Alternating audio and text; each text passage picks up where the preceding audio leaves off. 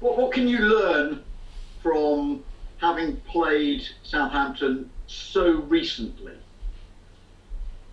I think both teams will learn. Obviously, I don't think that any manager or players like to play the same opponent twice. Obviously, we will take things from today's game that we'll analyze, and we have already talked about them and try to make them better in the next game. The one that I really want to change is the result, because I want to win the game.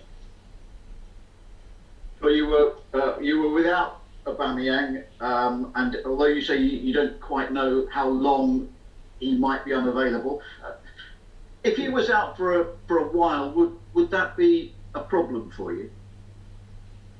Of course, it will be a problem because he's our top striker and the one who scored more goals, and it's our captain, a really important player in the team. But we have to respect the time. Let's see again here, and I don't have enough information right now to see how things are evolving, and hopefully things will go in the right direction.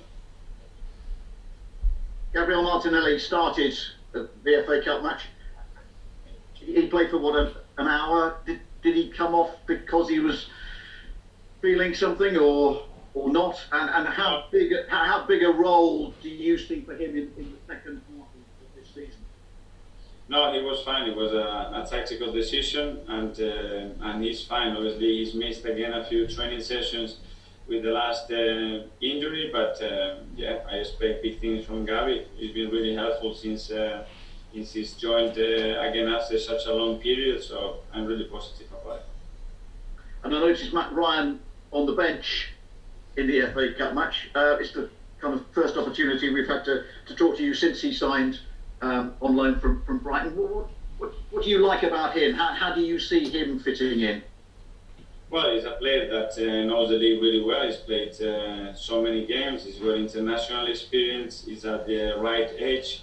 He's been competing regularly till December, I think, and we felt that with the departure of Matt Macy, we needed another keeper in the team to be more protective. So we looked at the market. Obviously, we wanted a long deal, and we decided to go with Matt because he had the right profile for us.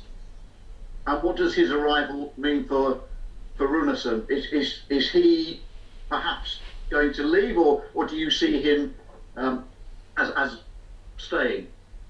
That terrier squad needs 3 goalkeepers, and they have to compete with each other. They have to challenge each other, and everybody would get his role. And after you get the role, you have just to support each other again to get the best out of all of them. And this is the role. Come here and try to make us better. And in the Premier League compared to, say, a month ago, how much confidence does that give you in your methods that they're working? Well, winning games is all the time the best way to reinforce what you are doing. But in this game, it's very dangerous just to focus on that. We are completely sure of where we want to go, how we want to do it, and then within the time and the experiences that we are having with our players, we can just manipulate, evolve, and change little things to try to get where we want quicker. So at the moment, I'm really optimistic. And just on the Southampton game, how much did their pressing today impress you? You imagine they'll try to do exactly the same thing in the Premier League? You know, they are one of the most effective teams doing that, like we are. And it was a really intense game, and we were expecting that for sure, and we're expecting that on Tuesday because they don't really change, and they are a really brave team, really good manager. They know exactly what they're doing. They've been doing it for years now, and they are good at it. So we expect a similar game on Tuesday. Thanks, Mikel. Thank you. I'll ask you, Mikel, obviously we've seen in the transfer market now, not just with yourself, but other clubs, a lot more loan deals. The money has gone down a lot because of COVID. How long do you think this could last? I mean, do you think this might be the norm for a few transfer windows where clubs aren't spending those huge sums as before?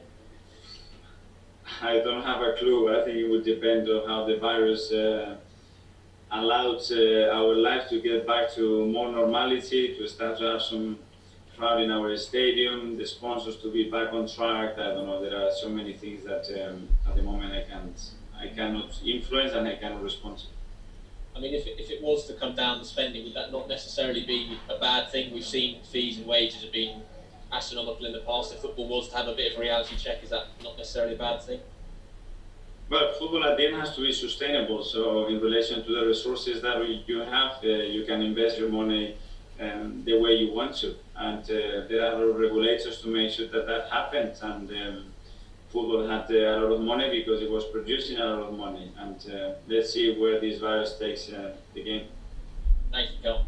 Thank you. I just wanted to ask another question on Matt Ryan. Do you see this becoming a permanent transfer in the summer if the loan deal goes well?